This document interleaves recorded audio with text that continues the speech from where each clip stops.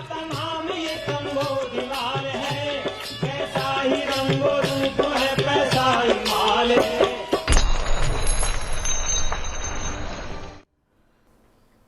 नमस्कार, मैं हूं शुभम शंकर। आप देख रहे हैं मनी 9। स्वागत है आपका prime time show money central में। मेरे साथ स्टूडियो में खबरों के विश्लेषण के लिए मनी 9 के एडिटर अंशुमान तिवारी जी आ गए हैं। सर, बहुत स्वागत है आपका। अंशुमान जी से चर्चा शुरू करें उससे पहले आपको बता दें आज कौन सी बड़ी खबरें शामिल की हैं हमने मनी सेंट्रल के लिए। बीमा की खबर पहली खबर होगी। सबको बीमा, सबका बीमा की दिशा में आगे बढ़ा इरडा। कम से कम कवरेज सबको मिले, ये सुनिश्चित कर दिया गया है। क्या बाधाएं होंगी, कैसे सुनिश्चित किया जाएगा कवरेज सबको, इस पर हम चर्चा करेंगे। हेल्थ इंश्योरेंस की बात होगी यहाँ। घटिया चावल पर रूस ने दी पाकिस्तान को चेतावनी। क्या मामला है, कौन सा चावल है, कैसा चावल है, इसको समझेंगे। समुद्री रास्तों तक पहुंचा ईरान इराक का तनाव। बड़ी खबर है ये आज की। सबसे बड़ी खबरों में पहली खबर ये होगी, समुद्री रास्ते रोके जाने लगे हैं ईरान की तरफ से। कौन सा रास्ता रोका गया है, कितना महत्वपूर्ण रास्ता है, ये रास्ता रुका तो कौन से मुल्कों पर असर पड़ेगा, ये सब कुछ समझेंगे दिन की एक बड़ी खबर में। बीते साल 69 लाख नए लोगों ने खरीदा म्यूचुअल फंड। जी हां, 69 लाख का आंकड़ा म्यूचुअल फंड के लिए यूनिक आंकड़ा है कि इतने नए लोगों ने म्यूचुअल फंड पहली बार खरीदा। इतने नए पैन कार्ड आप कह सकते हैं कि म्यूचुअल फंड की दुनिया में आए। कितना बड़ा आंकड़ा है ये, छोटा है, बड़ा है, क्या बताता है ये आंकड़ा, ये समझेंगे। गोल्ड की तेजी से किसे हुआ सबसे ज्यादा फायदा। जी हां, गोल्ड लगातार बढ़ रहा है। $2400 का स्तर हमने इंटरनेशनल मार्केट में देखा। कौन बड़ा खरीदार था जिसने इस तेजी का सबसे ज्यादा फायदा उठाया, ये दिन की एक और बड़ी खबर। और राहत के लिए आईएमएफ से पैकेज चाहता है पाकिस्तान। फिर एक बार कितना पैकेज चाहता है, किन शर्तों पे मिलेगा, मिलेगा भी या नहीं मिलेगा, ये डिस्कस करेंगे आज एक और बड़ी खबर में। वरिष्ठ नागरिकों के हेल्थ इंश्योरेंस को ध्यान में रखते हुए बीमा रेगुलेटर इरडा ने बड़ा फैसला किया है। इरडा ने हेल्थ इंश्योरेंस खरीदने के लिए उम्र की लिमिट हटा दी है। अब किसी भी उम्र का व्यक्ति अपने लिए हेल्थ इंश्योरेंस खरीद सकेगा। यह बदलाव 1 अप्रैल से देश भर में लागू माना जाएगा। पुराने नियमों के तहत 65 साल से ऊपर का व्यक्ति अपने लिए हेल्थ इंश्योरेंस नहीं खरीद सकता था। सर, इस बदलाव से क्या बदलेगा? शुभम, ये सबसे बड़ी खबर है और बीमा क्षेत्र के लिहाज से काफ़ी महत्वपूर्ण खबर है। भारत में एक बड़ी आबादी को, बुजुर्ग लोगों को, सीनियर सिटीजन्स को हेल्थ बीमा मिलता ही नहीं था। और ये अजीब सी विसंगति थी कि जिन्हें हेल्थ केयर की सबसे ज़्यादा ज़रूरत है उनके लिए हेल्थ बीमा की सुविधा नहीं थी, क्योंकि भारत के हेल्थ इंश्योरेंस के कानून ये मानते थे कि इन लोगों को बीमा देने की कोई व्यवस्था नहीं है। और इस पर लंबी बहस चली और इसके बाद अब IRDA ने अपनी अधिसूचना के जरिए, नोटिफिकेशन के जरिए कह दिया है कि इन बीमा कंपनियाँ कोई भी एज ग्रुप का व्यक्ति हो, चाहे वो बच्चा हो, युवा हो या बुजुर्ग हो, उसे बीमा देने से मना नहीं करेंगी। उन्हें बीमा दिया जाएगा। सभी आयु वर्गों के लोगों के लिए हेल्थ बीमा उपलब्ध होगा। अब यहाँ से इसके बाद दूसरी बात शुरू होती। कानूनी तौर पर तो व्यवस्था हो गई, अब बीमा कंपनियों को अपने प्रोडक्ट्स क्रिएट करने होंगे। इसके साथ एक और महत्वपूर्ण भाग था आबादी का, जो किसी क्रिटिकल बीमारी से, किसी गंभीर बीमारी से पीड़ित था। उन्हें भी बीमा कंपनियां आमतौर पर बीमा नहीं देती थी, क्योंकि उनको लगता था कि इसमें ये तो इनकी क्रिटिकल बीमारी है और इसके इलाज पर उन्हें बहुत ज़्यादा क्लेम देना पड़ेगा। इन दोनों परिस्थितियों में भारत के हेल्थ बीमा सेक्टर का पूरा दायरा बदलेगा, क्योंकि भारत में जिस तरह से एजिंग बढ़ रही है, जिस तरह से बुजुर्ग लोगों की संख्या बढ़ रही है, उसे देखते हुए इस आबादी को अब बीमा मिलने का रास्ता खुलेगा। और इसलिए बीमा बाजार में विस्तार भी होगा, नए उत्पाद भी आएंगे, पर उसके साथ नई चुनौतियां भी होंगी। सर, बीमा की इस पूरी दुनिया में लागत एक ऐसा मुद्दा है जो सबसे ज़्यादा चर्चा में रहता है, जिस पर बार बार चर्चा होती है। इस मोर्चे पर कैसे निपटा जाएगा, यहाँ क्या तैयारी है? ये बात तो IRDA ने स्पष्ट रूप से नहीं कही है और रेगुलेटर बीमा के टैरिफ तय करने में दखल भी नहीं देता है। लेकिन अब यहाँ से दो परिस्थितियाँ, दो तरीके की संभावनाएं बनती दिखाई देती हैं। एक तो देश की बड़ी आबादी, बुजुर्ग आबादी, 60 साल से ऊपर की आबादी का नया बाजार देखकर हो सकता है बीमा कंपनियां आपस में कंपटीशन करें और ऐसे उत्पाद लेकर आएँ जो सस्ते हो सकते हैं, अपेक्षाकृत कम कीमत के टैरिफ के हो सकते हैं, जिससे कि एक बड़ी आबादी को बीमा का लाभ मिल सके। दूसरी संभावना यह भी हो सकती है, क्योंकि ऐसी आयु के लोगों को बीमा देने में जोखिम ज़्यादा है, सामान्य लोगों से अधिक है।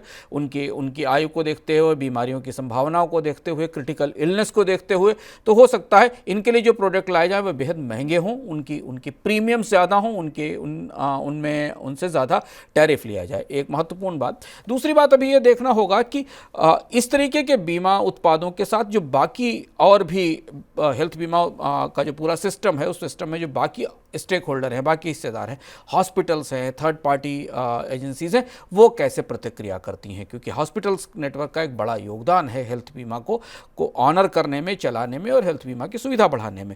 लेकिन अब जब ये व्यवस्था शुरू हो गई है तो आने वाले समय में हमें भारत में हेल्थ बीमा में बुजुर्गों के लिए और क्रिटिकल इलनेस के लोगों के लिए भी बीमा के उत्पाद मिलेंगे। जब उनके टैरिफ सामने आएंगे, उनकी दरें सामने आएंगी, तब समझ में आएगा कि बीमा कंपनियां दरअसल किस कीमत पर यह सुविधा देना चाहती हैं। देश में चुनावों को ध्यान में रखते हुए रिजर्व बैंक ने सभी पेमेंट कंपनियों को कहा है कि वे ऐसे डिजिटल ट्रांजैक्शन पर नजर बनाए रखें जिन पर किसी तरीके का संदेह हो या सामान्य से ज़्यादा राशि का लेन देन हो रहा हो। रिजर्व बैंक ने इस सिलसिले में सभी पेमेंट सिस्टम ऑपरेटर्स को पत्र लिखा है और ये सुनिश्चित करने के लिए कहा है कि डिजिटल पेमेंट सिस्टम का इस्तेमाल मतदाताओं को रिझाने में ना हो। सर, इनका चुनावों से क्या रिश्ता है इन लेन देनों का, और रिजर्व बैंक को शक क्या है? कुछ आंकड़े रिजर्व बैंक के पास आए, क्योंकि पेमेंट सिस्टम से जो ट्रांजैक्शंस होते हैं, डिजिटल ट्रांजैक्शन से उनके आंकड़े लगातार मॉनिटर होते हैं। एनपीसीआई भी करता है, नेशनल पेमेंट कॉर्पोरेशन भी करता है और रिजर्व बैंक भी करता है। पिछले साल जनवरी के दौरान करीब 10.5 बिलियन के वॉल्यूम थे, इतनी संख्या में ट्रांजैक्शन हुए थे, जो इस साल जनवरी में बढ़कर 15 बिलियन के वॉल्यूम हो गए, 15 अरब से ज़्यादा के वॉल्यूम हो गए।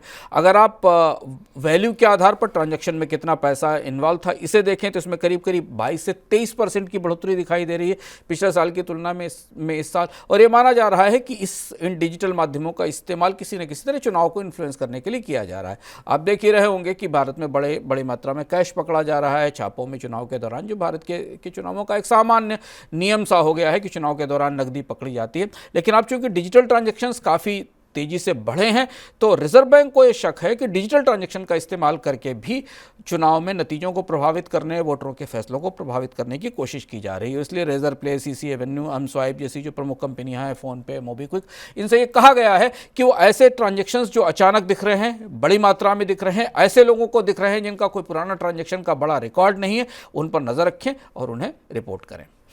एफएमसीजी कंपनी नेस्ले के प्रोडक्ट सेरेलैक को लेकर उठे विवाद के बाद आशंका जताई जा रही है कि एफएमसीजी कंपनियों के खाद्य उत्पादों की जांच बढ़ सकती है। इसका असर इन कंपनियों की बिक्री पर पड़ सकता है।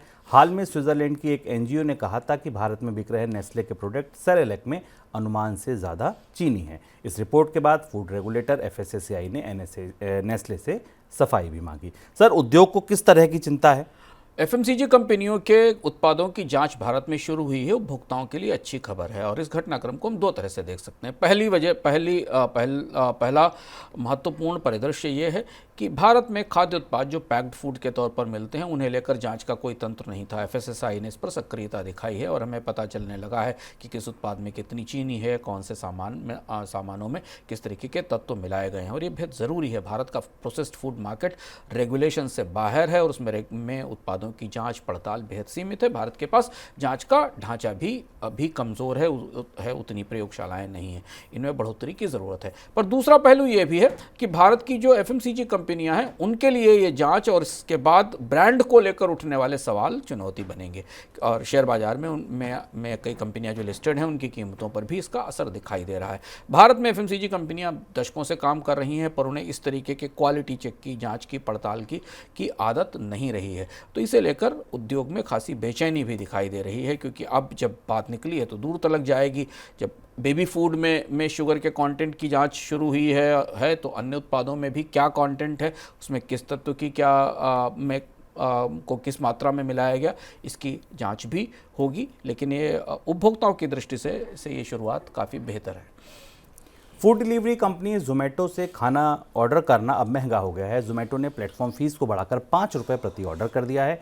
कंपनी ने पिछले साल अगस्त में ही 2 रुपये प्रति ऑर्डर के लिहाज से प्लेटफॉर्म फीस शुरू की थी, फिर उसे अक्टूबर में बढ़ाकर 3 रुपये किया और इस साल जनवरी में बढ़ाकर 4 रुपये किया था। अब इसमें फिर 25% की बढ़ोतरी की गई। दूसरी तरफ स्विगी पहले ही अपने ग्राहकों से 5 रुपये प्रति ऑर्डर के दर से फीस वसूल रही है।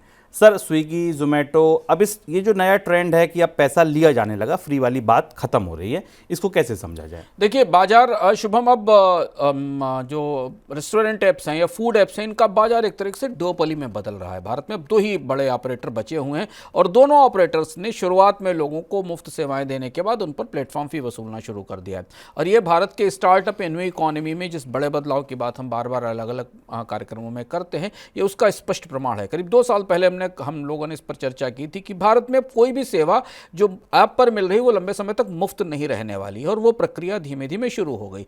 जोमेटो को ने अब अपने हर डिलीवरी पर फीस वसूलनी शुरू कर दी है, जो भी आप सामान वसूल है, और धीमे धीमे वो 5 रुपए तक की फीस अब पहुंच गई है। इसके अलावा टैक्सेशन अलग से है, स्विगी इसे पहले से वसूल रही है। इसके साथ भारत में किसी भी और सेवा को जो आपके घर पर उपलब्ध हो रही है उसमें भी अब फीस की, प्लेटफॉर्म फीस की या डिलीवरी फीस की प्रक्रिया बढ़ती चली जाएगी।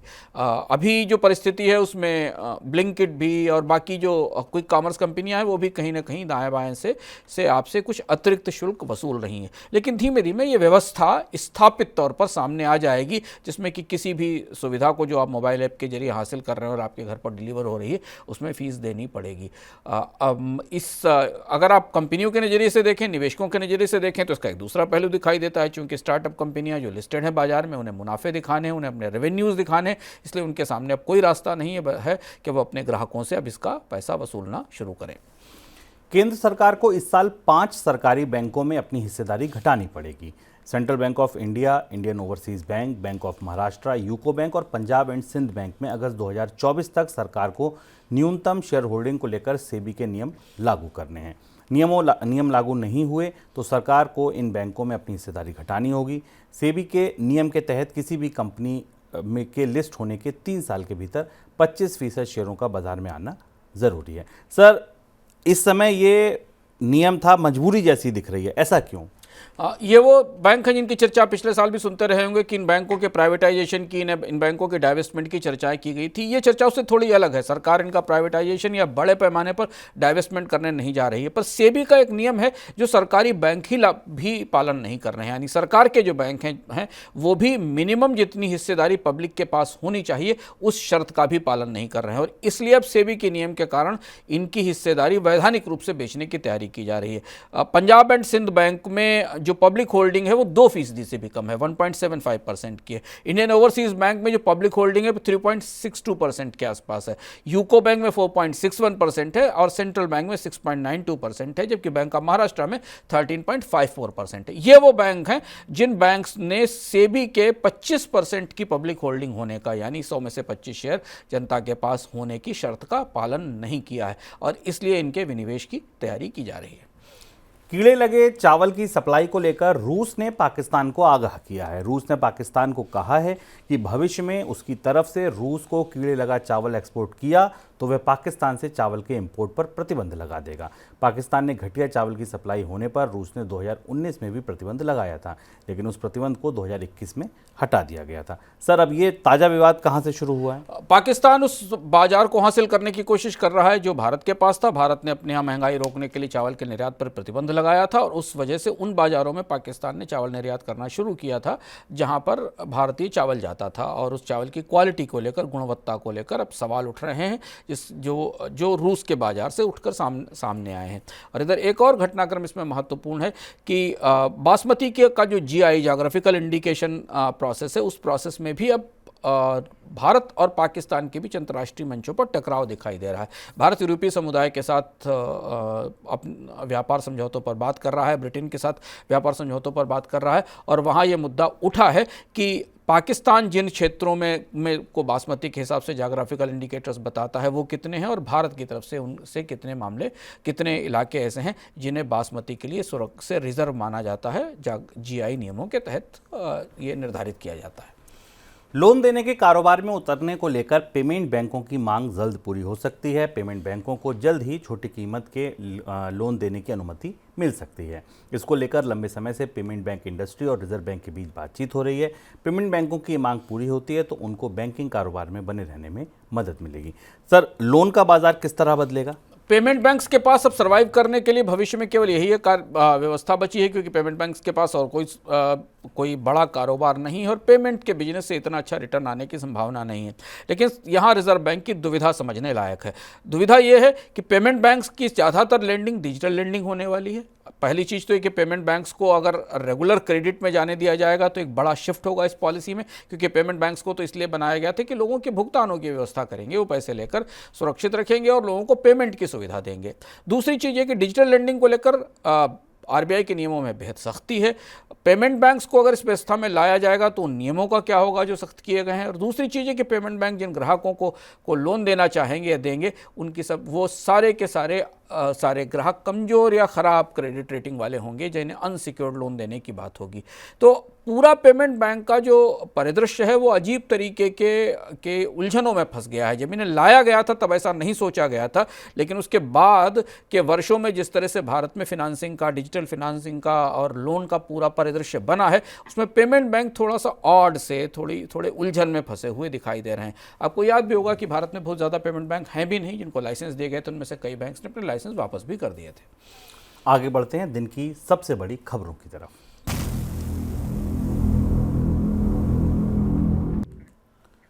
मध्य पूर्व में बढ़ते तनाव की वजह से आशंका जताई जा रही है कि ईरान अपनी सीमा से लगती होर्मुज़ की खाड़ी को ब्लॉक कर सकता है। ऐसा हुआ तो खाड़ी के देशों से भारत में इंपोर्ट होने वाले कच्चे तेल और नेचुरल गैस की सप्लाई पर असर पड़ सकता है। होर्मुज़ की खाड़ी ओमान और पर्शियन खाड़ी को जोड़ती है और इसी खाड़ी के रास्ते कतर, बहरीन, कुवैत और ईरान से भारत में तेल और नेचुरल गैस की सप्लाई होती है। सर, अगर वैश्विक व्यापार की दृष्टि से देखें तो ये रास्ता कितना महत्वपूर्ण है? एक और रास्ता देखिए मुश्किल में है। स्वेज बंद है, पनामा कैनाल पर में पानी की कमी है, स्वेज में भी आंशिक रूप से ही परिवहन हो रहा है। और अब एक बेहद महत्वपूर्ण रास्ता जो मध्य पूर्व से या मिडिल ईस्ट के देशों से गैस और तेल लाने में इस्तेमाल किया जाता है, जो फारस की खाड़ी को अरबियन सी से जोड़ते ओमान होते हुए हिंद महासागर तक ले जाता है, वहाँ पर जो हिस्सा है जहाँ ईरान का बंदरगाह है, बंदर अब्बास, उसे लेकर अब सवाल उठ रहे हैं। क्योंकि जिस तरीके का टकराव इजराइल और ईरान के बीच में दिखाई दे रहा है, उसमें ईरान के लिए ज़रूरी है कि वो अन्य अरब देशों को इस लड़ाई में अपने साथ शामिल करे। और अगर विवाद ज़्यादा बढ़ता है, इजराइल की तरफ से कोई बड़ा अटैक हमला होता है, जिसकी संभावना बनती दिखाई दे रही है, तो ईरान इस रास्ते का इस्तेमाल कर सकता है अरब देशों को इस बात के लिए बाध्य करने के लिए कि वे इस युद्ध में इजराइल के खिलाफ खड़े हों। हालांकि अभी तक इस मामले में प्रमुख अरब देशों ने अपने आप को इस लड़ाई से दूर रखा है।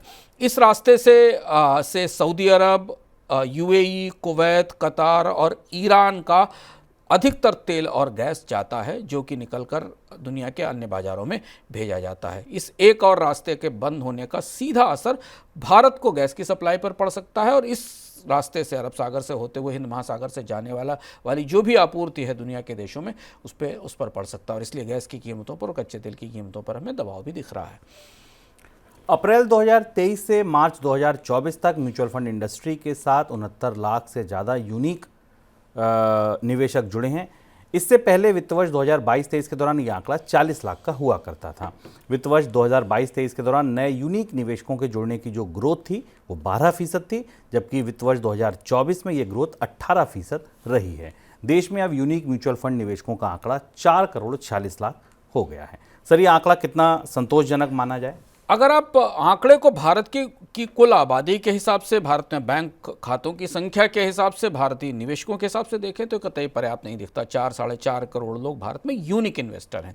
बढ़ोतरी दिखती है, पर पिछले साल के आंकड़े में हमको अगर आप गौर से देखें तो पूरे साल भर के दौरान स्टॉक मार्केट में बेहतर तेजी, इतनी सारी म्यूचुअल फंड कंपनियों के बावजूद भारत में 1 करोड़ लोग भी नए म्यूचुअल फंड निवेशक नहीं बन पाए, नए लोग नहीं आ पाए, जो कि म्यूचुअल फंड का बेस बढ़ने की दृष्टि से, दायरा बढ़ने की दृष्टि से काफ़ी सीमित है। और इस हिसाब से आप अधिकांश लोगों को वित्तीय सुरक्षा के दायरे में नहीं ला सकते और ये म्यूचुअल फंड उद्योग के लिए सबसे बड़ी चुनौती है। अगर आप म्यूचुअल फंड के AUM को देखें, एसेट अंडर मैनेजमेंट को देखें, या उनके SIP के जरिए आने वाले फंड्स को देखें, तो उनमें ठीक ठाक बढ़ोतरी दिखती है। इसका मतलब जिसने म्यूचुअल फंड में एक बार निवेश किया, उसने तो अपना निवेश बढ़ाया है, उसने नई सिप शुरू की है या सिप में अपना निवेश में की क्वांटिटी में, मात्रा में बढ़ोतरी की है, राशि में बढ़ोतरी की है। लेकिन नए लोग अभी उतनी सक्रियता के साथ म्यूचुअल फंड के साथ नहीं जुड़ रहे हैं। पिछला साल म्यूचुअल फंड के लिहाज से सबसे अच्छा साल था, अगर आप रिटर्न के हिसाब से देखें, AUM के हिसाब से देखें, लेकिन उस दौरान भी भारत में नए लोगों की संख्या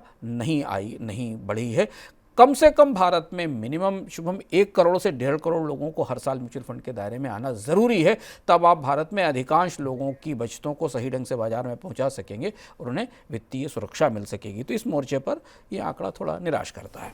सर, निवेशकों की वरीयता के बारे में ये आंकड़े और क्या बताते हैं?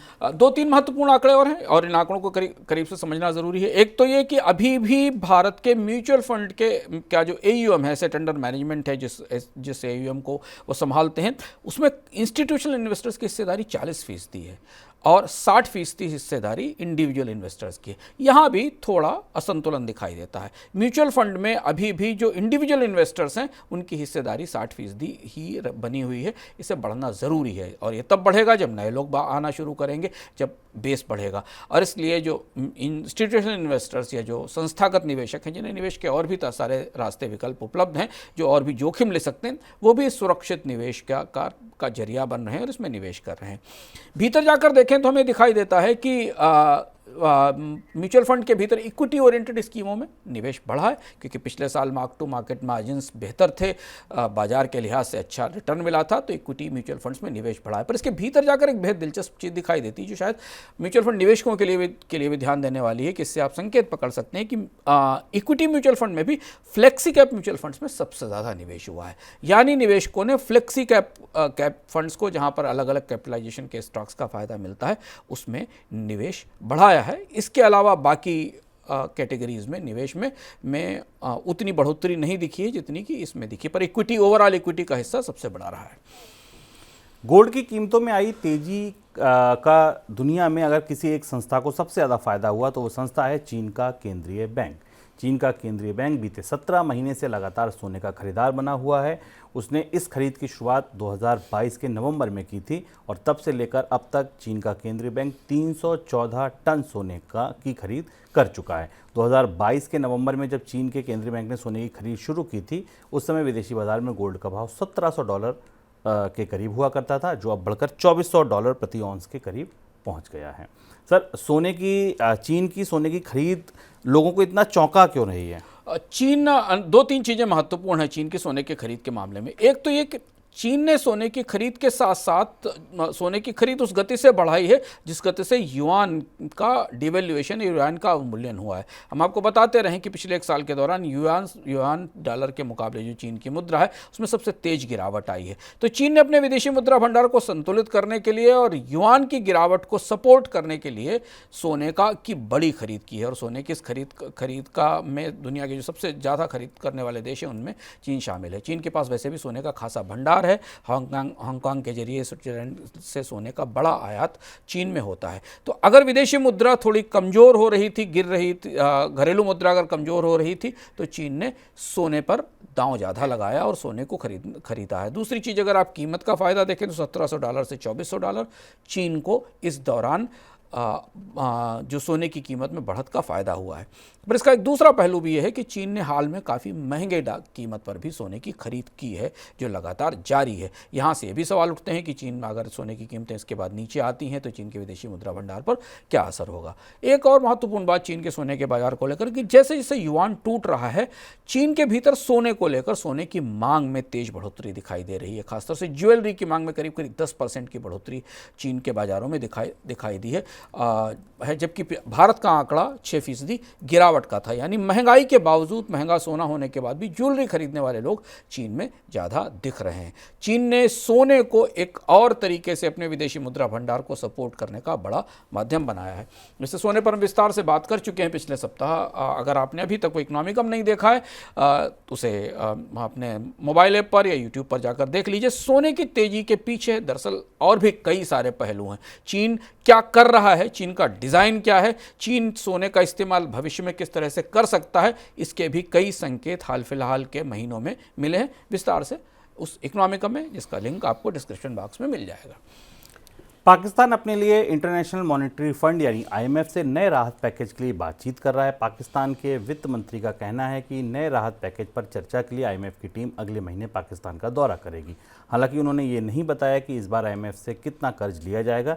माना जा रहा है कि पाकिस्तान 6 से 8 अरब डॉलर कर्ज की मांग कर सकता है। सर, मिलेगा ये कर्ज?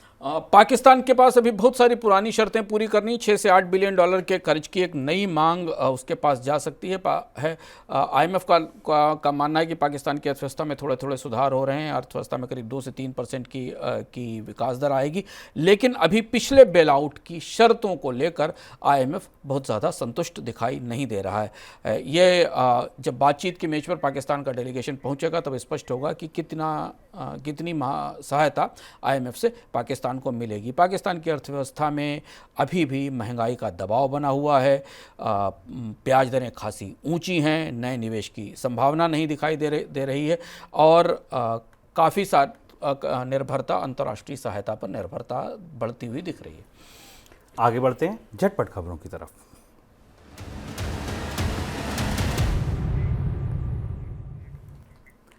HRA में टैक्स छूट के लिए किसी ने धोखे से अगर आपका पैन इस्तेमाल किया है तो आपके लिए मुश्किल बढ़ सकती है और आयकर विभाग की जांच का सामना करना पड़ सकता है। जिस व्यक्ति ने HRA पर टैक्स छूट के लिए आपके पैन नंबर का इस्तेमाल किया, अगर वह पैन नहीं बदलता है तो आयकर विभाग आपसे पूछताछ कर सकता है। साथ में आपके दावे की पुष्टि के लिए आपसे बैंक का स्टेटमेंट भी मांग सकता है। भारतीय बाजारों में विदेशी निवेशकों की बिकवाली का सिलसिला बढ़ता ही जा रहा है। विदेशी निवेशक इक्विटी मार्केट में तो बिकवाली कर ही रहे हैं, साथ में डेट मार्केट में भी उनकी बिकवाली और ज़्यादा बढ़ गई है। शुक्रवार तक विदेशी संस्थागत निवेशकों ने इक्विटी मार्केट में 5,254 करोड़ रुपए और डेट मार्केट में 6,174 करोड़ रुपए की बिकवाली की है। वैश्विक स्तर पर ब्याज दरें लंबे समय तक ऊपरी स्तर पर बने रहने की आशंका से विदेशी निवेशक डेट मार्केट में बिकवाली कर रहे हैं।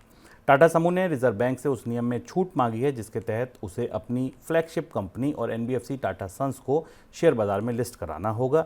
रिजर्व बैंक के नियम के तहत दिग्गज NBFC कंपनियों का शेयर बाजार में लिस्ट होना ज़रूरी है और टाटा सन्स को सितंबर 2025 तक शेयर बाजार में लिस्ट होना ज़रूरी होगा। लेकिन अब टाटा समूह ने रिजर्व बैंक के इस नियम पर छूट मांगी है ताकि उसे फ्लैगशिप कंपनी को लिस्ट ना कराना पड़े। सर, कोई टिप्पणी आपकी? इनकम टैक्स डिपार्टमेंट ने HRA को लेकर नए तरीके की पड़ताल शुरू की है। यदि आपके पास भी इस तरीके के नोटिस आए हैं, बहुत सारे लोगों के पास इस तरीके के नोटिस आने की खबरें हैं, और यदि आपने पैन नंबर का इस्तेमाल करके अपना HRA क्लेम किया है तो इनकम टैक्स डिपार्टमेंट को उन नोटिसों का जवाब देना आपके लिए ज़रूरी होगा। बेहतर होगा कि इनकम टैक्स डिपार्टमेंट से संपर्क करके इस मामले में स्थिति स्पष्ट करें। तो ये था हमारा आज का मनी सेंट्रल। कल फिर आएंगे नए संस्करण के साथ, तब तक के लिए दीजिए इजाज़त। नमस्कार।